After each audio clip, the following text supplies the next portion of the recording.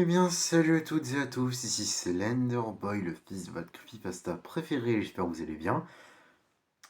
Et aujourd'hui, on se retrouve pour une nouvelle critique ciné. Alors, notez qu'au moment où je tourne cette vidéo, nous sommes le 24 février 2025, et je viens tout juste de terminer de voir un film que j'avais prévu, dont j'avais prévu de faire la critique, non pas que j'ai prévu de faire la critique depuis le début des critiques, mais un film qui m'avait intrigué suite à mon réintéressement, je sais pas si ça dit, pour une saga de films d'horreur. Vendredi 13. Et là, non, je ne vais pas faire la critique du premier film, mais je vais faire la critique du reboot qu'il y a eu en 2009. Voilà. Donc écoutez, mesdames et messieurs, sans plus attendre, nous sommes partis pour la critique de Vendredi 13 2009. Oui, je sais, c'est le jeu vidéo qui est sorti en 2016. Je n'ai pas le DVD du film de 2009. Et alors? Bref, c'est parti.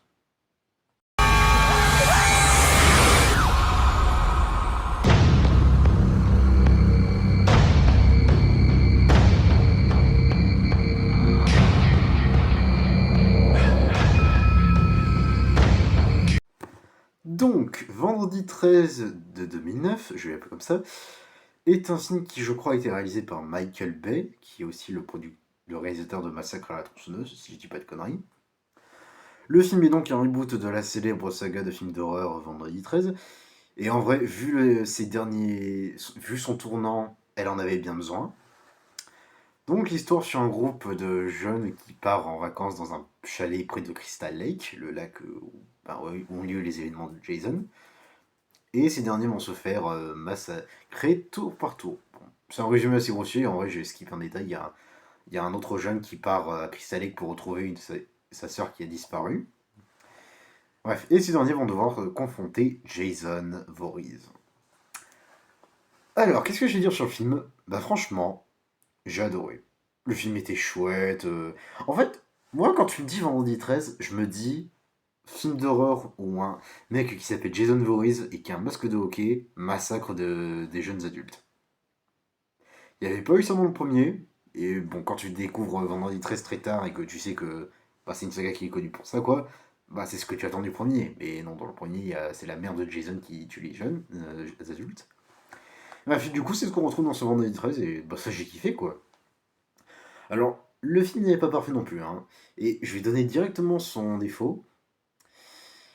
Il y a beaucoup trop de scènes de cul. Vraiment, je vous jure, la quantité de cul qu'il y a dans ce film, elle est hallucinante. D'ailleurs, petite anecdote, voilà, c'est la petite partie anecdote, mais je me souviens pendant le visionnage du film, j'avais dit, les réalisateurs, vous savez, les pornos, ça existe, hein. Voilà.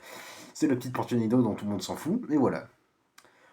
Bon, t'as des fois des personnages qui sont un petit peu cons, genre, je sais qu'à un moment, il y a une fille qui dit, enfin, qui demande à un mec, elle roule bien ta moto? Bah, évidemment que, genre, c'est logique, quoi. Bon, je sais que c'était pour demander si elle roule vite, quoi, mais bah, non, je sais pas, elle dit pas elle roule bien, elle dit elle roule. Genre tu dis elle roule vite, mais pas elle roule quoi, je sais pas. Peut-être c'est moi qui connais pas bien les expressions et qui me plains pour rien, mais je sais pas, je trouvais ça con. Le design de Jason, bah, franchement il est stylé, voilà. Alors au début j'avais vu qu'il avait une chevelure, donc je m'étais dit, ça risque de faire un peu bizarre, mais non, ça va. En plus, il est vraiment stylé Jason qu'il y a dans le film, vraiment. J'ai rien à dire sur son design. En plus, ce qui est cool, c'est qu'au début, il a son design avec son sac en tissu là. Et on te donne une petite origine pour le masque historique pour le masque de hockey. Voilà, c'est un petit détail qui fait plaisir, ça c'est cool. Voilà. Donc, du coup, qu'est-ce que je vais dire d'autre? Ben, les meurtres de Jason sont toujours aussi satisfaisants, entre guillemets. Vraiment, il est tué de manière, j'ai envie de dire originale, donc je vais dire originale, voilà. Peut-être pas la plus originale, peut-être pas une manière la plus originale possible, mais voilà. La petite reprise du thème de ma mama, bon, comme j'aime le dire,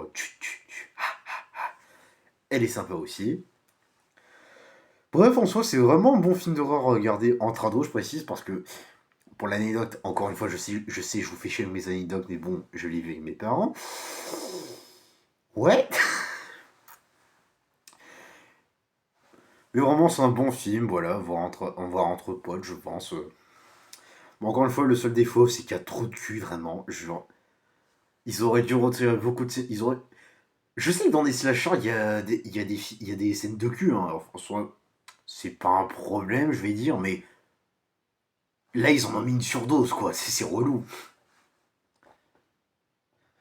Et en vrai, je vais pas vous mentir, mais qu'est-ce qu'on s'en fout des scènes de cul dans les slashers. Nous on va voir un mec qui tue des jeunes adultes, quoi. Quand tu me dis slasher, je veux voir un mec badass avec un style... Avec un... qui est stylé, enfin, creepy et stylé, qui tue des jeunes adultes. Je veux pas voir du cul. Voilà. Bref. Voilà, donc si j'avais une note à donner au film, je dirais... ben... 8 sur 10, en vrai, c'est une bonne note, je trouve. Peut-être non, même... Non, 8 sur 10 parce que les scènes de cul, pour casser les couilles. Ouais, je sais vraiment, les scènes de cul, c'est vraiment un gros problème dans ce film. Mais voilà, en soi, c'est vraiment un bon film, c'est vraiment un bon film, j'ai bien aimé. Et puis voilà, donc 8 sur 10. Bref, mesdames et messieurs, j'espère que cette nouvelle critique vous aura plu. Si c'est le cas, n'hésitez pas à mettre un petit like et à vous abonner, ça fait toujours plaisir. Je vous dis à très bientôt pour de nouvelles aventures effrayantes. D'ici là, prenez soin de vous et de vos proches, et à bientôt!